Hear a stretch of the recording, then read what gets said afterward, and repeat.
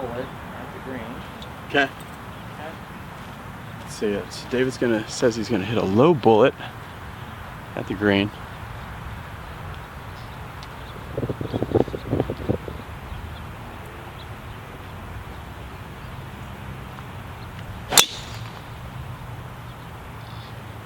Fading, but that'll be good. Good shot. All right, so as we play David, we'll talk a little bit about the mental game, which was the last video that we did. So yeah, I would like to get my mind a little bit more quieter. So what kind of shot are you gonna hit here? I'm feeling like I want to hit a low draw. Okay, so yeah. Even though it's uphill, I'm feeling that in my body. Okay, so pick a target and then see it go there. Low draw.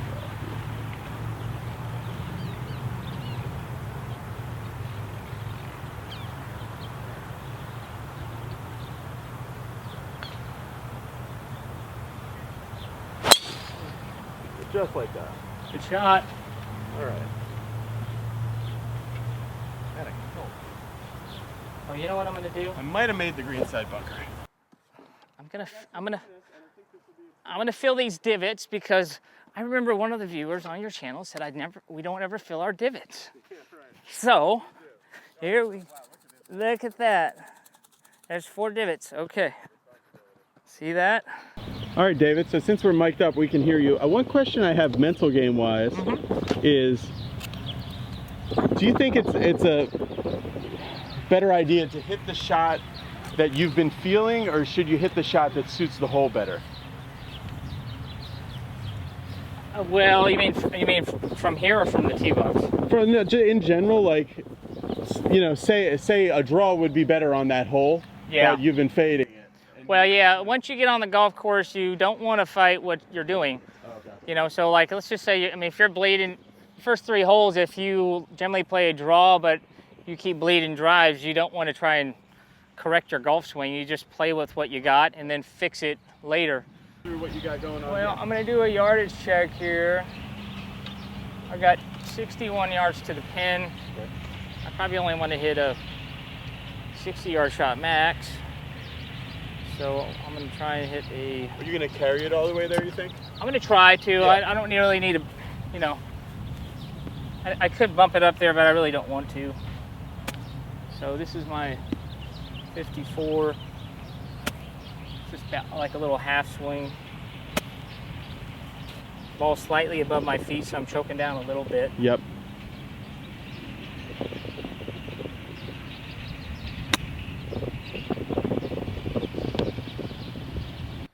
So it's chasing back there. It might be 10 feet short, 15 feet short. The thing you don't want to do, and I see players, you know, amateurs do it a lot, is they'll blow it over the green trying to hit it the exact yardage rather than have just an uphill putt from 10, 15 feet.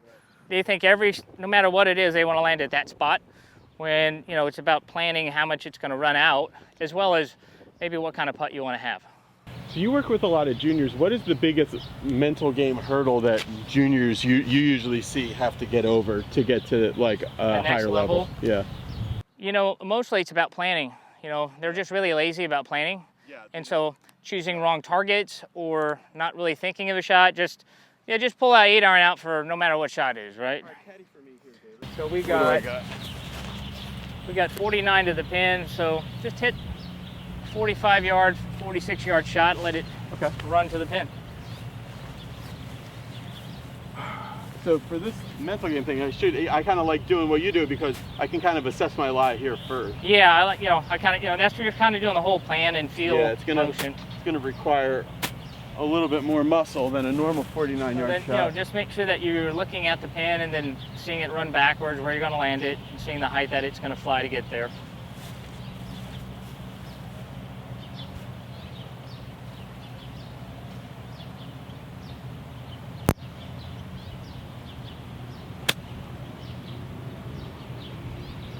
There we go. That's good. Good shot. So you're under the hole. Keep rolling, 10 feet, you know. And, you know, I mean, I practice a lot 4 of feet or something. Uphill putts because I plan on being under the hole a lot. Oh, yeah, right. It is interesting with that quiet eye thing. Did you feel different? Yeah, it's just a little bit different feeling because it smooths out my tempo and it's a lot less hitty at the ball. Yeah, there's not as much nerves or anxiety maybe of like, don't make a mistake. You're just like, well, I've already got the shot feel and thought out. I'm just gonna go up and trust what my eyes are, say they're gonna do. You're gonna hit bad shots, and so it's just the nature of the game. But if your mind's in the right spot more consistently, then you're going to give yourself an opportunity to score a lot better. Looking putter, what do you got there? It's a Yonex. I just got the E-Zone. It's just kind of, I like the shape of it. It's a block shaped putter. Yeah, from the top. Yeah. Interesting. And the weighting's good on it. Did you walk that, like I count out my steps, but I don't know if anybody else does. Well, you know what? I count it out if I've got this thing that I do with putting zone where I'll count the steps out, but if it's more than 15 feet, then I'll basically just use my eyes. Okay, so I come behind the putt first, I look here, I know that this putt, if I hit, I basically visualize if I hit the putt straight at the hole, is it going to end up over here or is it going to end up over there? Yeah. Okay, and so, I mean, this putt, for me, it's almost straight. It maybe wants to come this way a slight bit. Okay. So if I hit a straight putt and it starts to run, and let's just say I think it's going to pass the hole right here, I'll basically almost aim the exact opposite side on the other way. And then I'll come to the side here, and I can see the curvature of the land, like, is it up and then down, or down and then up, or is it all down? So this is actually kind of slightly uphill. Yeah. And then here's like my last check, and I go, well, if I hit the putt just outside the hole where I thought down there, does it look like it's going to do that here? And if it does, then I've got like 3 points of like, wow, I feel really good about this putt. When I get here, I look at the hole and I visualize it popping out of the hole, rolling back to the spot here. That kind of gives me the starting point. Sometimes when I'm really far away, like I'm lining the ball up now because this putt doesn't break a whole lot. But if it broke a lot, I probably wouldn't put the line down at all. Yeah. Okay, so I'll come back here, visualize it again. I try to get into a really quiet state right here and see it go in. As soon as I see it go in, then I kind of trust what I'm doing. I'll look at the hole, visualize it back to my ball, set up, take another look. The important thing on a longer putt is just to relax your shoulders, hit a solid putt. That's a great putt. It just didn't move. So, but I hit that putt like I wanted to. Didn't move as much as I thought, and so it's just one of those situations where you can hit good putts that don't, necessarily go in. I'm going to say that this putt's going to go pretty straight, Brendan.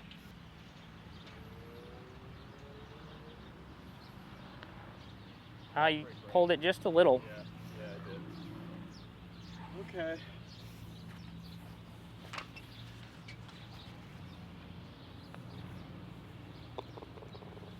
When you're over a putt, do you feel better over a putt or over a shot? Oh, I feel great over every putt almost. Yeah. I love putting. It's something I had a knack for it. If you would have seen me, and people on the channel have commented that I'm a pretty good putter. If you guys would have seen me back when I was a terrible golfer when I first started, like people you were such a good putter. Oh, people's jaws were on the ground. Everyone I played with, I just didn't understand why putting was hard for anybody. I made almost everything I was over. So, and I smashed every single lag putt to like 8 feet past the hole and made every comebacker. And as you've gotten better at ball striking, you're right. As I've gotten to become a better golfer, and especially in the competitive rounds, when you get nervous about hitting it, too far past or like wanting to lag it, I've lost a little bit of that. But every once in a while, it'll show back up. But in general, no, I really like being over putts. There's almost nothing technical. One of the tougher holes on the course, dead into the sun. Yeah, that's the hardest shot maybe for a lot of good players is right into the sun, because the tendency is to want to see where it went because you think you might lose track of it, but try to stay committed. That's somebody right in the way. So I am going to hit this left side of the fairway. Pick a tree down there. See the shot, find my intermediate target, set up. So I see the target, and then I see the flight, and there's the ball, and then I lock in on the ball. Oh, beautiful fade. Yeah, just a little, just the. Just on the left side of the fairway. Awesome shot.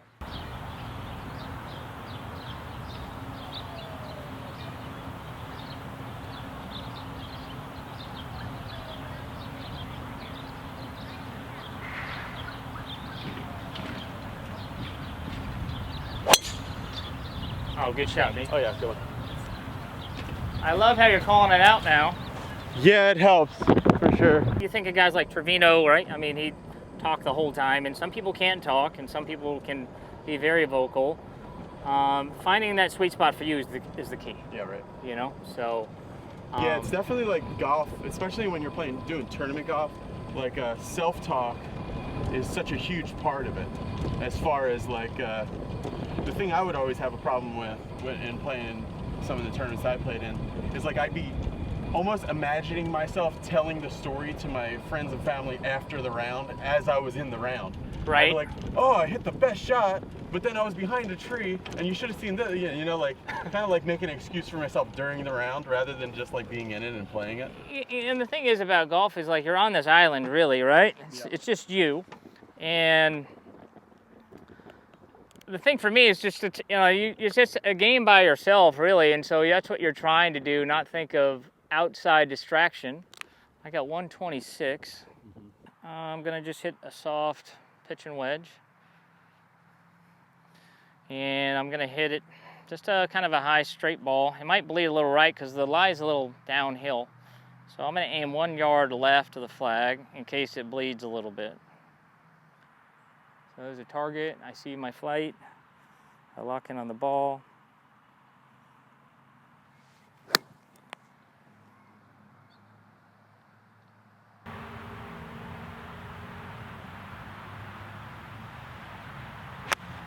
Bend it. It's all right. Sit. Okay. Anything jump in your head before you hit that one, or? No, not really. Okay. Almost something jumped in my head during the backswing. It was almost like a don't mess it up kind of thought. I mean, the important thing is like on shots that you don't like so much, like just recognize if like something was out, right? Like what was out and what was okay. Yeah. You really want to hold on to the good shots you hit and go in. Yeah, right. The more you stamp those in your head, like this is how I hit that good shot, this is how I hit it, then it'll be there for a lot of shots you hit more often than not, right? So. Right, and then on the bad ones, like recognize what you did wrong and then just let them go. Yeah. Be sure to, if you've been watching this long, be sure to hit subscribe for me. I really appreciate it. It keeps the channel going.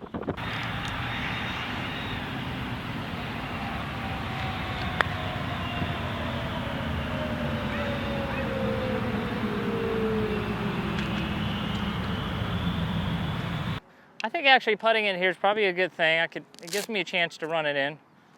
If I chip it, it could check more than I maybe want. So I'm gonna just try to see it go in.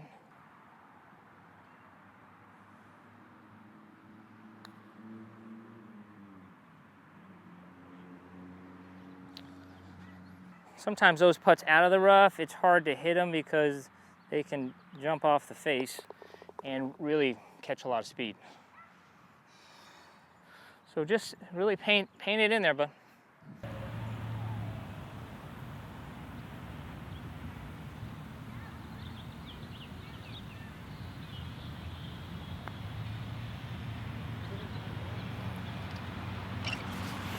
Hit it like I wanted to.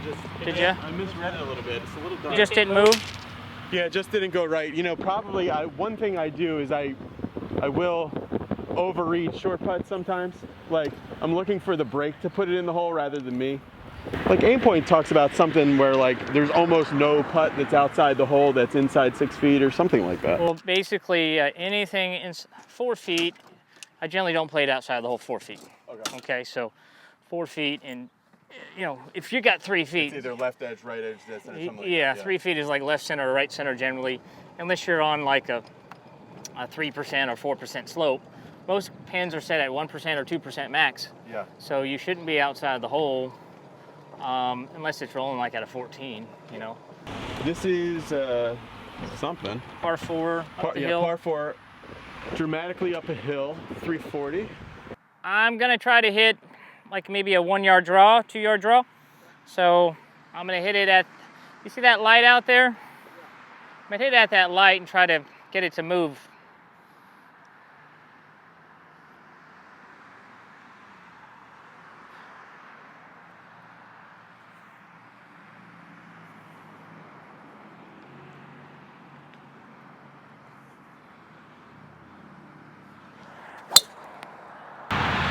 Oh, that's exactly right.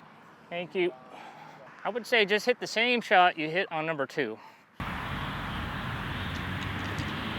Well, I'm gonna change it up a little bit. Are you? Okay. What are you I'm gonna hit? gonna hit a draw because I like that burnout spot where the bunker used to be. Yeah. And a draw will give me this more harder feeling that I'm kind of angry because of making that bogey. So I don't want to hit a hold-on shot right now because it'll press me up a little bit. All right. So big bomb draw. yeah, big bomb draw. All right. Kind of like an aggressive. Okay, good. Let it go.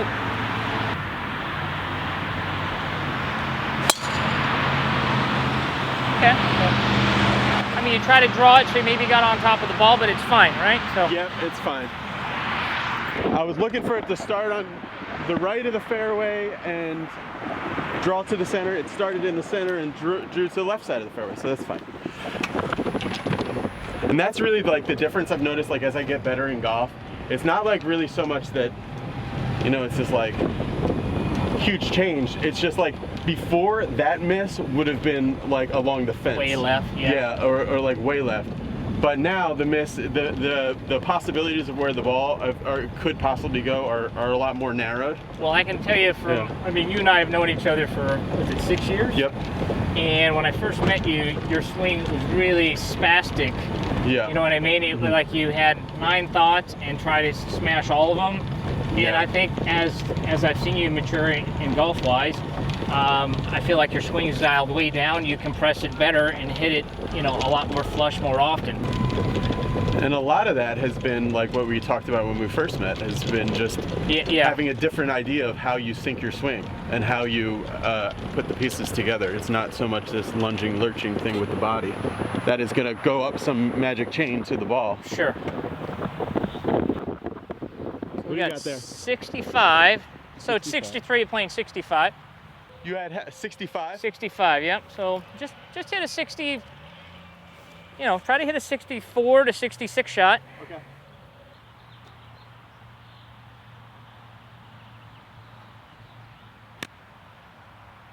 Get up. Oh!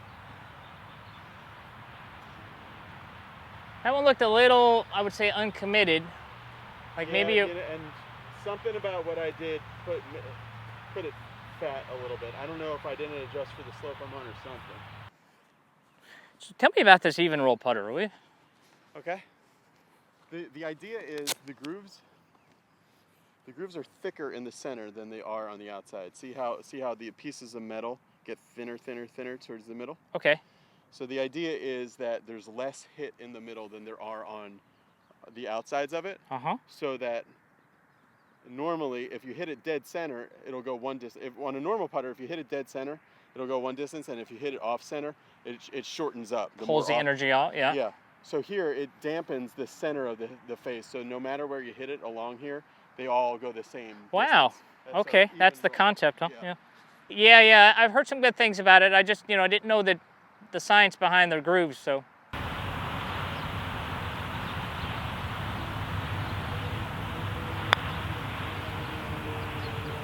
That's a good putt. Come on, baby. Oh. My last one was downhill and this one was uphill. So it's just so much easier when you have an uphill. So just to give you, you know, some observation, that's going to be my aim point, or, you know, putting zone point, whatever you want to call it. So I think it's going to move from that spot into the hole. Yeah, so every putt is a straight putt. I just need to figure out where I'm going to aim it so I can let gravity do the rest. Just didn't move. So it might not be a 2%. It might be a 1.5 or 1%. All right. Thanks, David. Hey, thank you. That was a good time, like always. Thanks for watching. You can find David here at Rec Park or through the email that's in the description below. See you later.